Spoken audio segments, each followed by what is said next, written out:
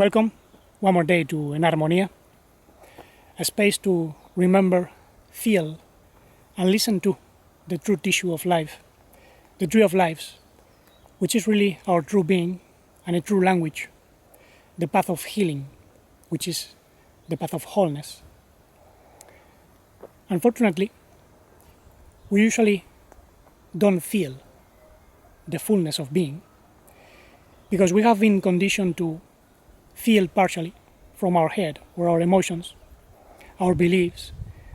We have been conditioned to think that by having many things or by doing certain things, we can achieve certain results. We are told to get an education, to acquire knowledge, data, and then work mechanically for others in a society which is completely sick and mad. We don't understand what life is.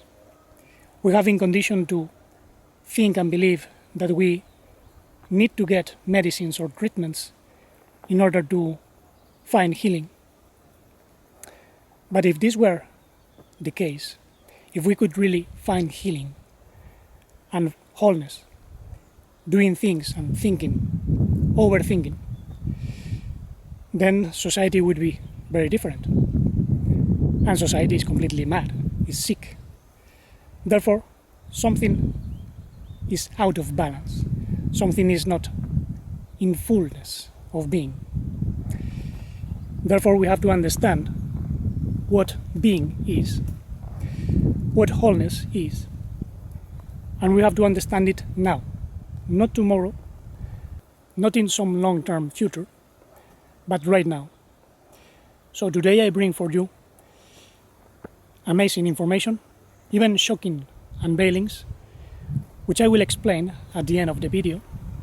They are concerning the word Yeshua, which is just a term pointing to the experience of being and what we do in the world. This is contained even in the book of Genesis and Isaiah. But as I have said, the word is just a pointer. We must understand what the words mean by assimilation, by digestion. Therefore, we have to have an approach from feeling and listening. We obey when we listen. So if we listen to falsehood, we are going to be performing actions which are not in harmonia. This is the path of confusion, deception, the path of destruction. And what I'm saying is not new. Many wise men have been telling this same thing, but we are confused because of all the things we have in our mind.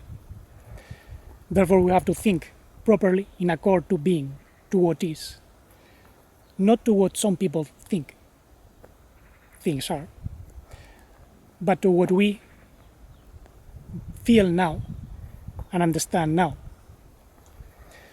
So it's necessary to include thinking. Wisdom is somehow a form of thinking, but one thing is to think intellectually, and a very different thing is to think and feel, doing at the same time. Mind, heart, and body must be reunited because there is a universal action of transformation. This is why I speak of the divine verb. I'm not referring to something abstract, but to something that has to do with our own existence and how we interpret life. Therefore, let's just take a look to the tree of life. Remember, there are 10 receptive spheres, sephirot, and 3 which are active. The 3 which are active are the I, the One, the Center, and then comes the true finality, purpose, aim, which is really an aspect of will. Because when we will something, in a certain sense, we have an aim, but this aim might be selfish, blind. If we want to satisfy our desires, then we do things, and those are selfish aims. Now, if we want to be what we really are fully, then our purpose is in alignment with life. I think this is what Apostle Paul meant when he said that the Messiah is the finality, aim, telos in Greek, of the law, of the Torah. But he was not referring to the stone law of strict commandments, but the true law of life. And this finality is understanding. Actually, Messiah comes from the Hebrew Mashiach, which is there is understanding, Yesh Moach. Even in the word Yeshua, we have the expression there is, or coming into being. Coming into being means flourishing. And when we flourish with life, we have wisdom and understanding. It's not the same. Having wisdom is to have that intuition of what we have to do, is the what. And what we have to do is to develop ourselves from the true I, the true self, with the true will to life and the true crown of life. Notice how I'm following the fundamental spheres of the tree of life, and how in most Sephirotic trees there are 3 missing spheres. But we are adding those 3 missing spheres. Therefore we have the I, the will, and the union of wisdom and understanding, which we can call conscience. And when we have that, we can put the crown of life on our head. Because we somehow take responsibility, take action, and can self-govern our mind, our heart, our body. We cannot expect others to govern our life for us. This is the difference between this teaching and what religious approaches tell. Religious or political, or even scientific. Most religions tell people to follow external gods, external commandments, but they don't teach people how to flourish from within fully. They depend on something external, different from their fallen being. And we find that also in politics and the false science. Politicians tell you to vote for them, making you believe you have freedom to do that, and then they lie to you, they piss you off, and they don't care. Why? Because politics is designed in such a way that it cannot thrive without the structure of slaves and masters, or owners, lords. This is why religions also speak of lords, because they have a sort of political view, the political hierarchy of domination, which is also present in fallen science.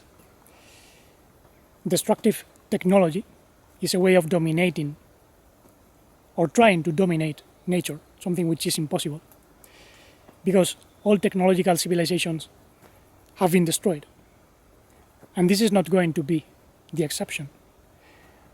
We are seeing how the Earth is starting to give some hints of what is going to happen if human beings don't take responsibility, don't assume the crown of life, and start going through the path of being, the path of healing. Therefore, this question is extremely important.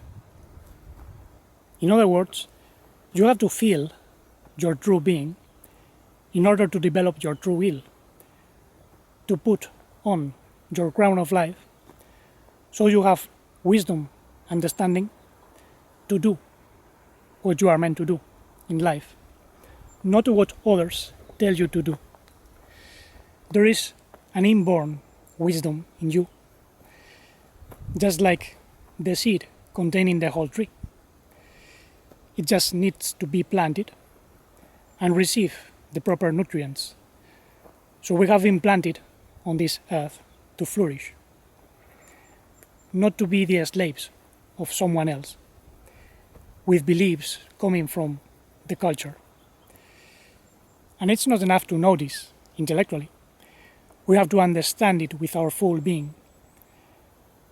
Actually, I was reminded of all this in 1997 when I was about 17 years old. And I was shocked about this information. But obviously, in this life, I didn't have enough experience. It took me almost 25 years to acquire the experiences that I have digested to have understanding.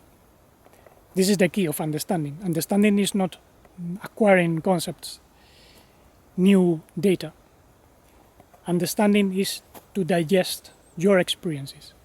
Why are you living what you are living? If you are stagnated, sick, poor, sad, why are you feeling that way? Do you understand? Or do you just feel that way? This is the key.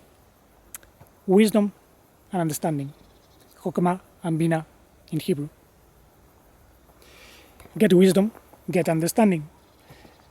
This is in the Proverbs of Solomon. When we unite wisdom and understanding, then we can have true conscience of what we have to do. And the union of wisdom and understanding is actually what moves us to apply what we know and understand. It's true action, true healing, but in conscience.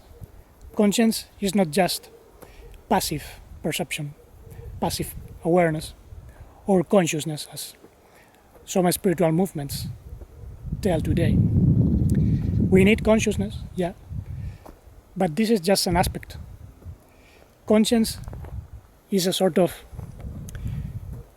listening that moves us to obey, but listening to life, not listening to the false ideas about life, listening to reality, to what it is. So obviously we need a clean consciousness, a clean self-awareness, but we cannot remain just perceiving. We have to act, to be. Sometimes acting is not acting. I mean, there is an action without action. I can be doing more things by watching patiently some state of being. I can affect the external world just by relaxing my attentions in the body, the heart, the mind. In Chinese, Taoists would say, wei wu wei, doing without doing. And there is a lot of truth in that. But we have to do without doing in connection with the tree of life. So we can go through this experience, digesting even darkness. I can assure you that you can get healed more by digesting your experience than by doing things in order to get healed. Our physical body digests better when we are in a serene state, when our functions are somehow free of obstruction, when vitality can flow. And the same happens with the digestion of our life. When we cannot digest, understand what is taking place, then our mind gets full of confusion. This confusion generates stress, And stress puts the body in a state of fight or flight response, the physical emergency response. And this is the origin of many diseases, actually. The problems of digestion, the problems of skin rashes, cancer, and so many other things derive from a state of stress, not only in the body, but also in the soul, because there is a twisted spirit. So we must harmonize spirit, soul, and body, mind, heart, and body. How? By listening, by obeying the full beingness, not by doing things partially to get results. We need to know and understand in order to be in the middle column, which balances the right and the left. If you notice, in the Sephirotic tree, we have the so-called 32 paths, 22 paths that connect the main receptive 10 Sephirot, and then the 10 receptive Sephirot. In total, those 32 paths are compared to digesting experience. We actually have 32 teeth in general. Some people lose them, but we have 32 teeth that represent eating experience. But we cannot eat without adding the three missing spheres: the true eye, the true will, and the true conscience, which means obeying what we listen. Obeying is associated with Chesed, mercy. Listening is associated with Binah, understanding. And seeing, watching, is related with Chokmah, wisdom. So true wisdom and understanding is really the key to fulfill our life.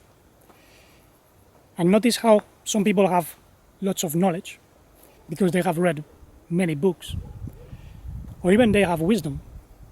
They have intuitions about something they have to do, but they don't put it into action.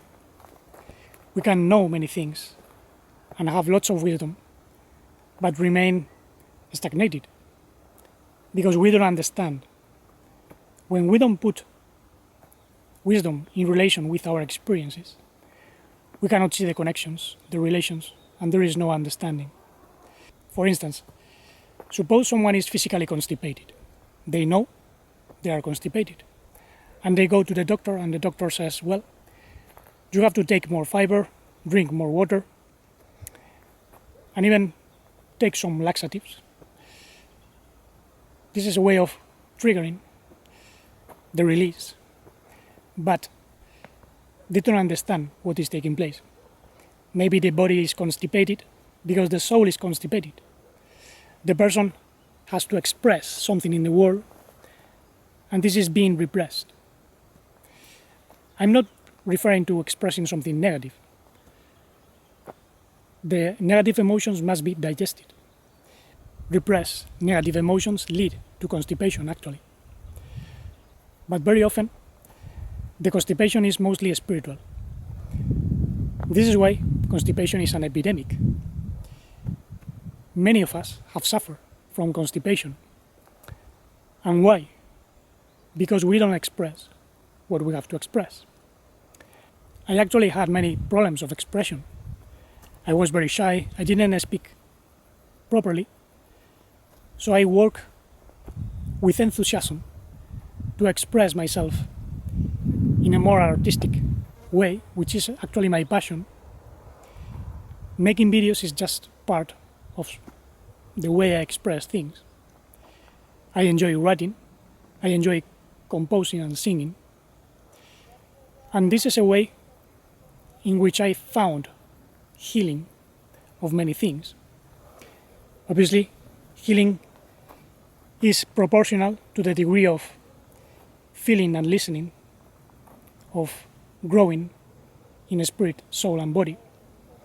So we have to digest our experiences in order to flow from the infinite. If we don't digest what we experience, then we don't really live. We cannot say, I am full of life. We take the name of the divine birth in vain. This was actually one of the so-called commandments, which are not called commandments. In the Torah, they are known as Davarim, which are words, utterances, because the Logos, the language of reality, speaks. But if we don't understand, then we take things literally. And this is the problem of religion. They organize certain rituals, temples, to worship external entities, and this is a lack of understanding. So we need to internalize, to digest experience, to obey conscience, not external commandments that involve rituals. We need conscious actions, not rituals, not repetitive actions that lead to boredom, stagnation, mechanicalness. We are not automatons. If we are beings of life, we have to express life. This is the key behind the word Yeshua. Because Yeshua not only means salvation by means of life. I am the way, the truth, and the life, he said. Salvation means to exist in full being, uniting essence and existence. This is the meaning of the word Yeshua. It's written in Aramaic letters, which have an angelic meaning, so to say. This is transliterated as Jesus in Greek, from which the word Jesus comes. But the important thing is not the word, but the experience, the understanding. Because the truth is, the Messiah is not called Yeshua or Jesus, Jehoshua. It's an experience, a silent fullness of being, which goes beyond words. But we use symbols, words, languages, to have an approach to reality. The problem is that language, especially modern languages, separate us from experiencing. Therefore, we have to recover the original understanding, which is contained in ancient languages. This is why I use ancient Hebrew a lot, or even other languages. Therefore, notice that in the word Yeshua, we have the whole code. The Yud, the first letter, represents the seed in Aramaic, but in ancient pictoric Hebrew, it was represented with a hand, because it means action, the fullness of being. Then we have the Shin, which in ancient Paleo-Hebrew resemble teeth, and it's because teeth take part in the process of eating and digesting. So we have to digest our experience. This is why it said we have 32 teeth, and there are 32 paths in the tree of life. 10 receptive sephirot, and 22 connecting paths. But all of them must be illumined with the three missing spheres: true conscience, true will, and the single I.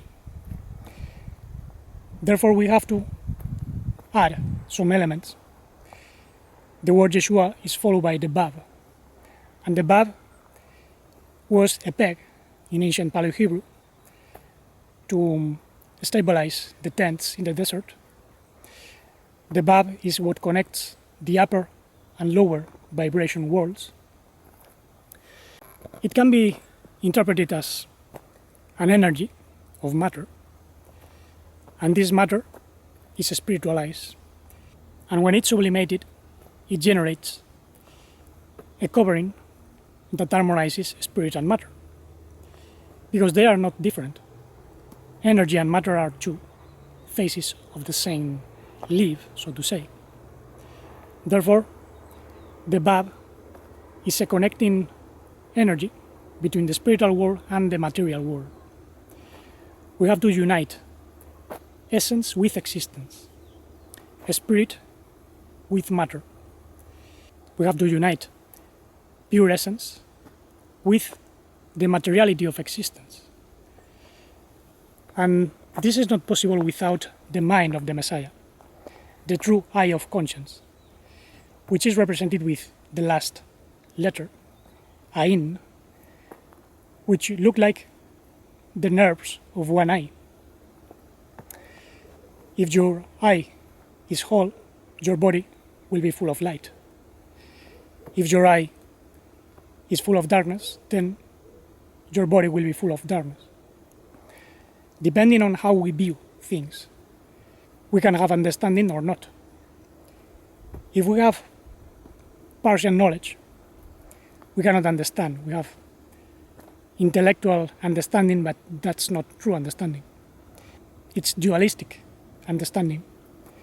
And we need a certain binary understanding because we take into consideration poles of existence, masculine, feminine, wisdom and understanding, mercy and force, and so on. But we unite them, we reconcile them. So Yeshua is a way of uniting opposites, digesting, experiencing, salvation by means of the life that digests experiences. When we acquire true understanding, then we grow. We feed our being, which flourishes like a seed. Seeds, as I have said, need the ground. You can see it in all plants, trees. They are in the ground with roots, and this soil is full of nutrients. We also need nutrients of life and water, which is wisdom, and light, which is consciousness and conscience. We need the potential. Our true purpose is a full potential, but it must flourish in our actions. And this is not something we accomplish in the future. As long as we start to feel with true love, with true compassion, but also with certain force to channel this love, then we can recognize ourselves as beautiful beings. That's Tiferet. Then we can have success, netzach, honesty, or transform that energy of vitality in Yesod, the foundation of matter, so to say, and fulfill, realize our life in Malkut. That would be the realization of the 13 aspects of the tree of life, starting with the singleness, the uniqueness, the true singularity, which is our true self. So true growth and healing starts to take place when we remember our uniqueness, our singularity, stepping outside of the artificial mind of worries, overthinking, of emotionality. That's the psyche. We are not in the psyche. We are fully in our true being, which goes beyond the psyche. It can actually harmonize the psychological mind, but it's not part of conventional thoughts. This is a way of thinking beyond thinking, if you can understand that. Those who see, see, and those who listen can understand. But as the Master said, people seeing don't see, and hearing they neither hear nor understand. And this is why the God of this age has blinded the minds of the unbelievers. That was added by Paul. It blinds because the existence is not understood by those who don't feel the truth. Now, to finish off, I'm going to point something which is shocking. I found it yesterday. If you go to Genesis 1:17, you'll find the word Elohim. And if you start counting 26 letters from the Yud, you'll find the letter Shin. And if you do the same, you'll find the Vav. And if you do the same, you'll find the Ain. It spells Yeshua. And it's a passage that speaks of the lights of the stars that are meant to illumine the earth. The stars are connected to the souls. Israel is part of the head of the first Adam. And there is even a teaching in the book of Tanya from the 19th century, which says Elohim were the intelligences of nature, the stars and planets, that were taking counsel with Israel in order to reorganize chaos. So Israel decided to incarnate to help. This is why we cannot separate the divine from the body of the Messiah. I think this is why the word Yeshua is contained in that passage. And I will be reflecting on that further on. But there is an even more shocking passage. In Isaiah 53, we find the same, but backwards, and counting 20 letters, not 26. 26 is the gematria for Yud He Vav He. And when we count 20 from the Yud, we get Yeshua Shemi, Yeshua, my name. And that passage of Isaiah 53 is the passage in which Isaiah speaks of the suffering servant, Israel, which was taken as a sheep to the slaughterhouse, because this is a slaughterhouse. But when we understand, then we reconnect with the tree of life. That's how we are saved. Saved by becoming active part of the body of the Messiah. Not by following external commandments, doing rituals, following religious leaders, or whatever. We have to be an expression of the Messiah. And there are many more quotes proving this mathematically, even in the New Testament. So, in Greek, we also have gematria. Ancient languages were mathematical. And this is why we cannot have misinterpretations when we understand the true meaning. But as I say, those are just pointers. Don't focus on language only. Go to the experience of being in silence. So meanwhile, thank you very much for listening. I will leave a very interesting talk by Mr. Gurdjieff concerning being, knowing, and understanding in the blog The Music of Wisdom, Song of Reality. And let's keep cleaning the mind and the heart, starting to be in order to do without doing, expressing the infinite love and modified life, integral conscience, and deep, blissful serenity.